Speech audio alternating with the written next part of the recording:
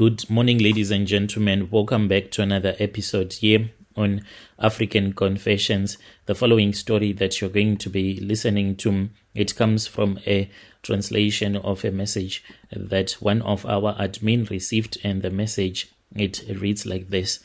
Hello, how are you? Can you please post my own story? Please call me Dineo, not my real name. So I am a woman who comes from King Williamstown in Eastern Cape. By the time that I turned 19, I was already tired of poverty. I was tired each and every day, just knowing that we are not going to have anything to eat late. And we used to be supported by one of my cousin's sister who was working at ShopRite. It was very difficult for him to keep up with the salary that she had. It was never enough because we were staying at the same house like her own kids that she had, her boyfriend, as well as my grandmother. All of these people all crowded in one single place. It was very difficult and always crowded. I always wanted a way out of this life. The mistake that I did when I was still young was that whenever I would fall pregnant, then I would have an abortion. I so wish that I had kept at least one of the pregnancies. So in total, the abortions that I did in about 2 to 3 years, it was about 4 abortions that I had because I saw the situation that I was born into, and I said, I do not want to be like my own mother who gave birth to us and she had no plan whatsoever. We were living in a broken down RDP house, no ceiling, everything was just tough. And my grandmother, sometimes she would go and she would work as a cleaner at this other white school. It was just necessary for us to buy some groceries. And then they came my own father. My father, he was drunk at all the times. We would go to his house where he was staying with his new wife. They would drink throughout the night, and he was very abusive. If you would not agree to drink alcohol with him, all that they did, him and his new wife, was to play lotto, and they never won anything. My little brother, I don't know if he was cursed or what, because my little brother, he then started to get so sick.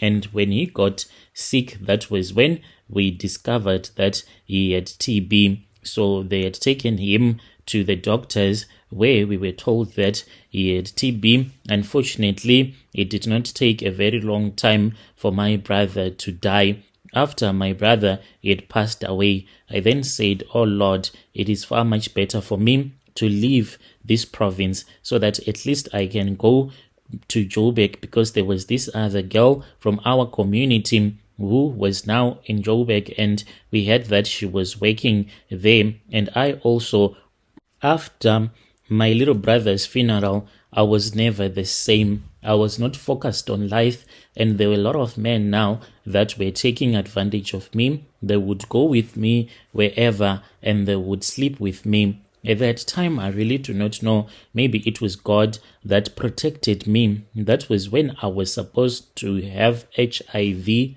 I only got this when I came to Joburg. But when I was still back in Eastern Cape, each and every Friday night, you will never find me at home, always going to a different tavern, even with a man that did not have enough money. If that man will just buy me even a pack of Savannah, I would end up sleeping with him. I did not care about the looks or what. I was just into drinking alcohol, trying to forget about my late brother. So there was this other girl, the one that I told you, like she went to Joburg, and after just 2 months, that was when she came back. When she came back, we saw her. She was looking so beautiful. She had a new weave and an iPhone, and she had a new car, a Polo Vivo. Even though it was not brand new, it was a good, nice second-hand new Polo Vivo that she had parked at her mom's house.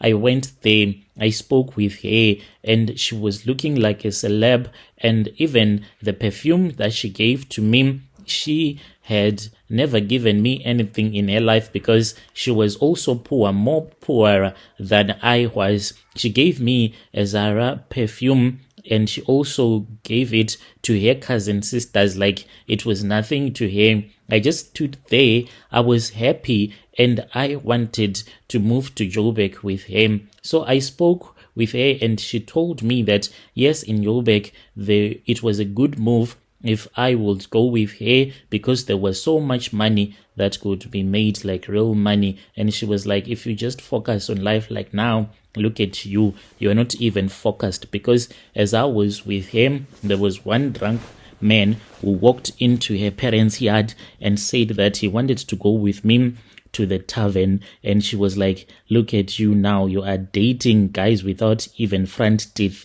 You want to go and drink Black Label with that body that you have. What else could I do? There was nothing. I was just broke, and my life was also like broken glasses. And she said, no, I would rather buy alcohol for you since I'm not going to end up sleeping with you. So we went to the Groove, we enjoyed, and then she told me it was on a Sunday when she was about to leave Eastern Cape, returning back to Joburg. It was early in the morning, and she was like, do you want to go with me? I was like, yeah. When are you going? And she was like, now, because she already had a car parked at our gate. I said, like, now. And she was like, yeah, if you want. I did not even hesitate. I had not yet even bathed from the previous night groove that we had. I packed a small Mr. Price bag, left everything, my ID, my whatever. I was just in a rush.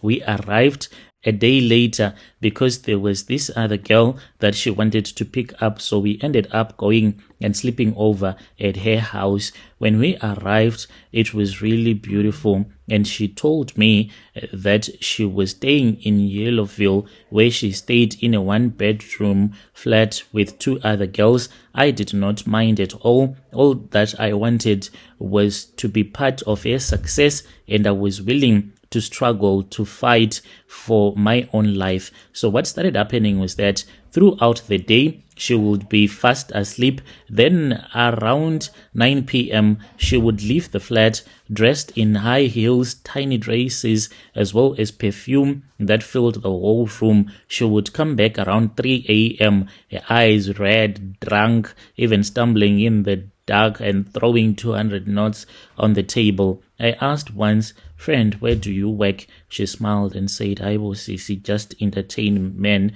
They pay me for entertaining them. I believed her. I wanted to believe her because deep down, I did not think that my friend was a full-time prostitute. Then it happened. One day she said, you know what, Dineo, there is a place that we are going to be tonight. You just need to enjoy. And she did not warn me in time that we were going to a party which was hosted by a lot of Nigerian men. We got to this expensive rooftop bar. I was shaking. I am a girl of the streets, like I belong to the streets, but I had never been around so many Nigerians in my life. I used to go to the taverns where there were boys that were from our area, but never Nigerians. And those guys, they are so loud. I was like, oh my God, how am I going to relax here? Because that is what she said. She said, you need to relax. You look so tense now. The reason as to why I was so tense, those guys, like your Nigerians, when they speak, it's like they are fighting with each other. The way that they are so loud. One was like, see this one, who if I'll slap you, it will reset like a MTN SIM card. Which kind of nonsense be this? It was so loud that time that I wanted to leave, but I did not want to disappoint my friend. So I just sat there until this other guy, who was an old Nigerian man, he came. He was wearing heavy gold chains. He had a loud voice, loud AF. And he had fat fingers with rings He looked at me like I was his food. So there was this other sister of mine who had told me that you can judge a man's manhood by looking at his finger. When this guy came to me, when I looked at his finger, I was like, no, there is no way that I am going with this guy. So I was ignoring him. Then my friend told me that he was the one who was hosting the whole party. So I was not supposed to disappoint him in any kind of a way. If he had chosen me, he had chosen me for a reason. And then she was picked up by another guy, and then she went on her way. I could not concentrate. Whenever that guy would pick up a beer bottle drinking, I would be looking at his fingers and I would get so scared. After 2 hours, then my friend returned back. She pulled me to the side, and then she said, he wants you tonight. He texted me. He says he can give you a lot of money. And I said, how much? And she was like, 10K. What? 10K? There was no man that had ever given me 10K. Like back in Eastern Cape, there were guys that used to sleep with me just for buying me even a savannah. Then a guy will eat me like hell. So I went with that guy. The guy then told me that he does not enjoy driving at night, especially when he is drunk. So he then booked another Uber, and a Nigerian guy came and picked us up, and we went to his place and we slept together. And he told me that he did not want to be with me throughout the night. So I slept with him, and it was the most painful sex that I had ever had in my life. I felt like I was sleeping with a donkey. After that, I thanked God when he said that he was tired. He wanted me to leave his place, and he made an Uber for me. I returned back. I cried in the dark because of the pain. I cried for being a prostitute because I knew that I was a prostitute. That guy, he was mad at me and he shouted at my friend. The next day, she came back. She was angry. And she was like, you embarrassed me, D. Why did you embarrass me like that? Do you know that the guy, he was even saying that he liked the way that you were and you were not concentrating. You were just complaining that you do not want to do this. You do not want to do that. This guy, he can change your life. Days passed and I had made a decision to look for a good Christian church and to look for a job. And I even went to this other church. They gave me high hopes. The bad part about hope is that hope can take you higher, and when whatever that you were thinking you were going to achieve does not happen, it can drag you to the bottom of hell. That is exactly what happened to me. I was so hopeful. Then all of a sudden, after the pastor had prayed for me, I would go around and applying for a job, printed so many CVs, but I could not get a job at all. But still, my friend, she was feeding me, she would buy me things, but every time that I was chewing a food, it was like she was mad at me. I would see guys that would come into our apartment, then I would go and sit by the balcony whilst they will be sleeping with each other, and then she will say that the guy has given her 300, another guy has given her 400. Then one day I saw her talking to her phone, but no one was on the other side. She poured milk on the floor. She placed a red cloth under her bed, and I swear I saw something that was crawling under the sheets, but there was nothing that was there. I froze. She later said that she has a traditional healer that assists her, because being a prostitute, it is quite dangerous, because you meet people that you do not even know. Some, they have evil intentions. So she had been given a charm in form of a snake, and she was like, I am trying to protect myself. Please do not question or judge me. Don't ask too many questions. I could not sleep that night. So I was like, okay, so this girl, she is into using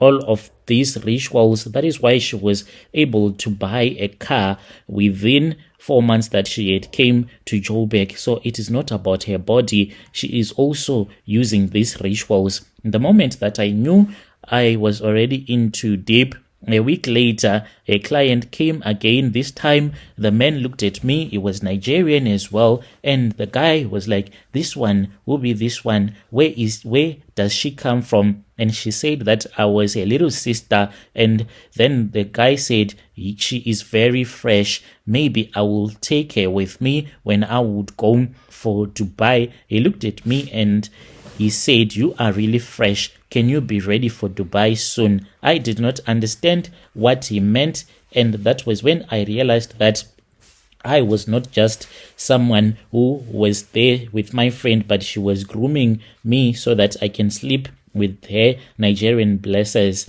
The day that I left Eastern Cape, that was when I walked into a trap, and for me, returning back home, it was not an option.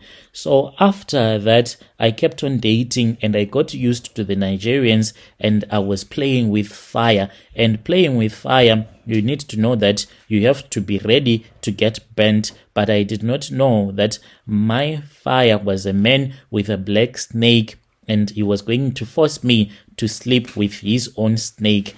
I was someone who did not understand that in life there are people that can pretend as if they want to assist you, but they would just want to use you. So that was when me and this guy, we went to Dubai. We arrived in Dubai. Hey, it was really hot but beautiful. At the same time, I had never seen the streets that were so clean. The buildings were so beautiful. Straight from the airport, there was a black Range Rover that came and picked us from the airport and took us to an apartment. Everything inside was so nice. The couches, the mirrors, even the spoons. It was as if they were made out of gold. The moment that we walked into our suite, that was when this guy, he removed some things from his bag and he created a small altar. Each and every day he would go to that altar and then he would pray.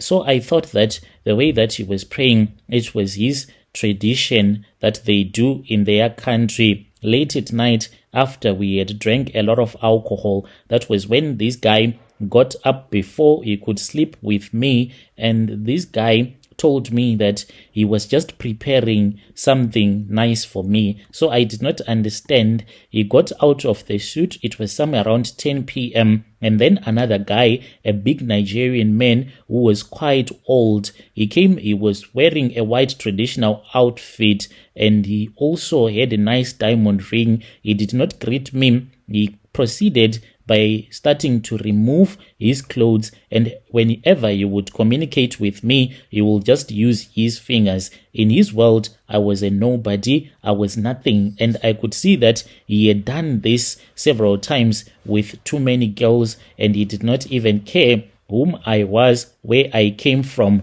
And then after he had undressed himself, he pointed at me to remove my nightgown that I was wearing, and then he said that I was supposed to dance for him. So I did that. When I was done, that was when he pointed at the bed. He was sitting on the couch drinking whiskey at that time.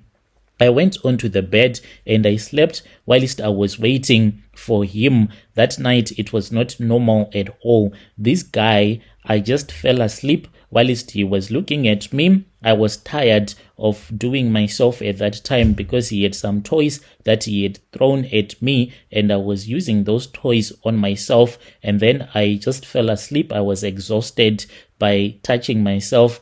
When I woke up, it was somewhere around 3 a.m. I felt that there was a hissing sound like a snake. That was when I saw the guy. He was on top of me, but he was still licking my toes. And I saw that on his back, there was a snake. Like this snake, it was a part of him. When he saw that I had now woken up, he said, "Do not be afraid. Do not be afraid at all. I am not going to hurt you." He got off from the bed. The way that he was with the snake hanging from his back, it was so scary. But to my surprise, I was unable to move. I was unable to scream or to do anything. All that I could do was to move my eyes. And this guy, he went to his bag and then he took some oil, went to that place where that other Nigerian boyfriend of mine had made his small altar. He knelt there and then he started speaking in his own Nigerian language. And then he came and he climbed on top of the bed.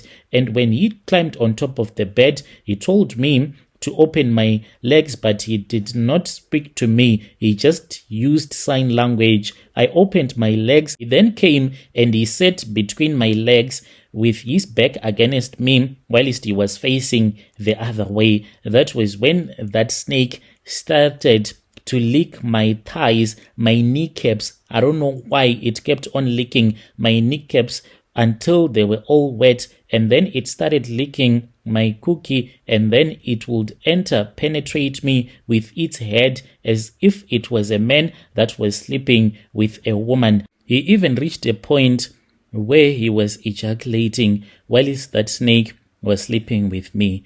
That was when I was told the next day that I had performed really well and I had done a good job. So the guy told me that he was going to transfer some money into my account, but he told me that he was still waiting for some Indians to open their offices. So what they do there in Dubai, there are some Nigerians that are quite rich that go to Dubai. They can even fly to Dubai just to sleep with beautiful women. So those guys, they'll be carrying US dollars. They go with the US dollars to those Indians, and those Indians, it's somehow they have connections in South Africa. The money will immediately reflect. You do not even come back from Dubai with cash. The money will be in your account. It was 100K. Hey, I'm sure even people at Capitec, they fainted and collapsed on that day. How can I have so much money in my account? I used to have almost zero at all the times in my Capitec account.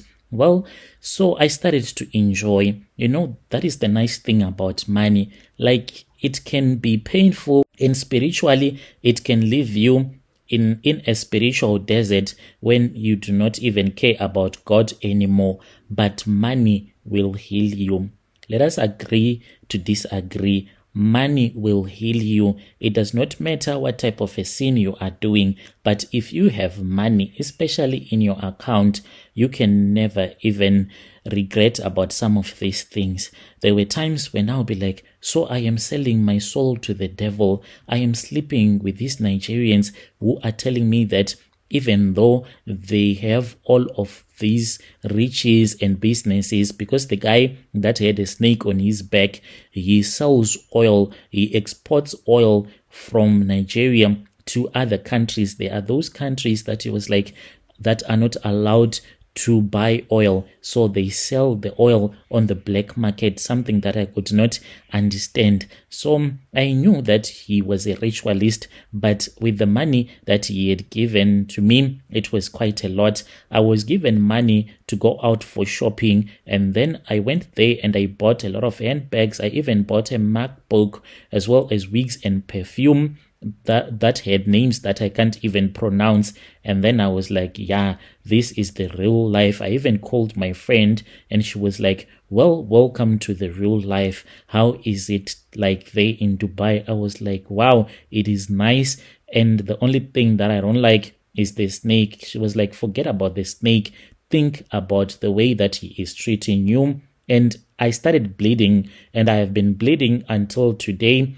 And each and every month, I have to go on my periods like 4 times.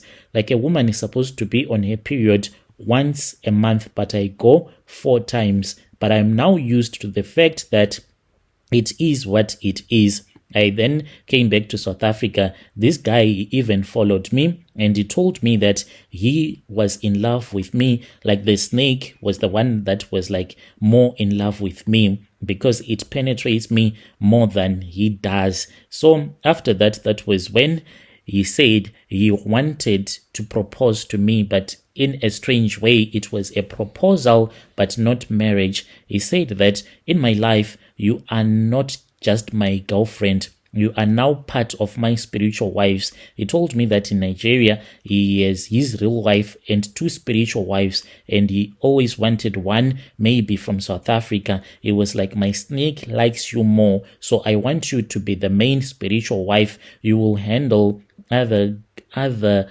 money that I might have there in your country. You will live the kind of a life that you want. So I agreed, even though deep down there were times, and there are times, that I still regret. They say that once you open the door, you can never close the doors once the demons have come in. Because by the time that I recruited my own cousin to join this life, I had forgotten about what it means to be a human anymore. So she would call me whenever I would be out of the country. She always wanted me to plug her, and then I gave her that opportunity. So as for my cousin, she was also sleeping with another man who was part of an occultic group. She was only 20 years old. She had been living in East London, and she was someone that liked things, always posting TikToks with fake wigs, heavy filters, pretending to be someone that was making money. So I said, let me just assist her.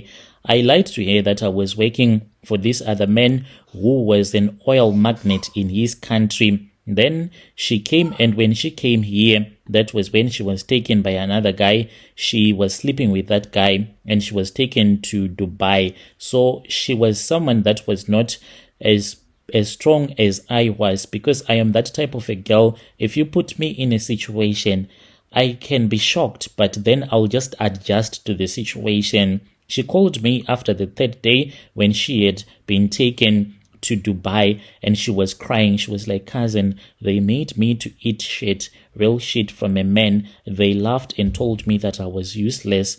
The man said I am not spiritual, and he beat me. They made me clean his shoes with my tongue. I told her to hold on. I reminded her of the money. She was begging to come home. She was like, money does not matter anymore, and she was unable to come back in time for her passport. They were keeping her passport. So there was another Nigerian woman who was managing the girls that were there, and she called me and she was like, this cousin of yours, she is not ready and we do not want her, otherwise she will mess up things for us.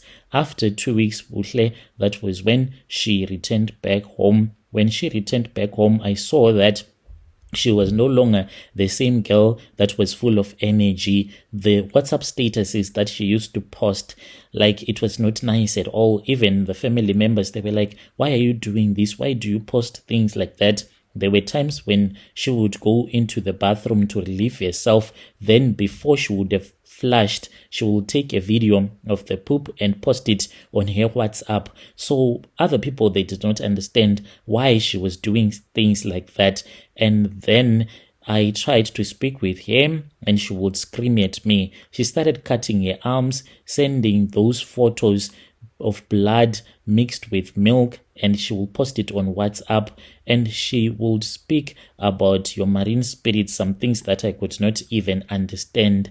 And then that was when I got a call from an unknown number, but the guy, he had a Nigerian accent. At that time she was back in East London, and the guy was like, hey, this girl that I was with swallowed poison, and she was screaming that there is a snake that is in her stomach. So I never told anyone that story. After she had passed away of drug overdose, that was when we buried her, but rather they went with the ashes and threw the ashes into the sea because we cremated her. I was the one who paid 40,000 for her cremation.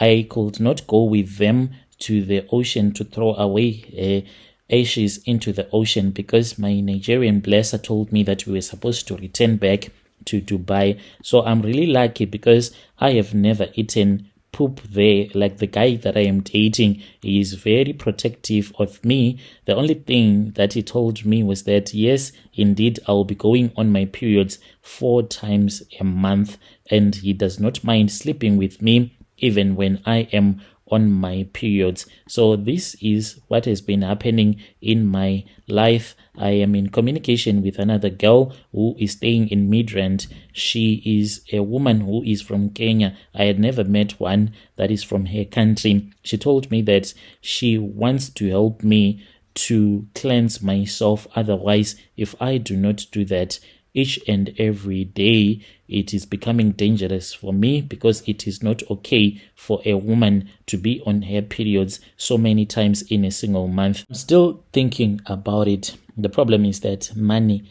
we all need money. No matter the consequences, sometimes you just need to understand your own situation and to move on. I guess this is my own situation that I have accepted. Dear listeners, right there was a message that was sent to me by one of our admin who helped us with this translation. Strange things indeed, they do happen in this world.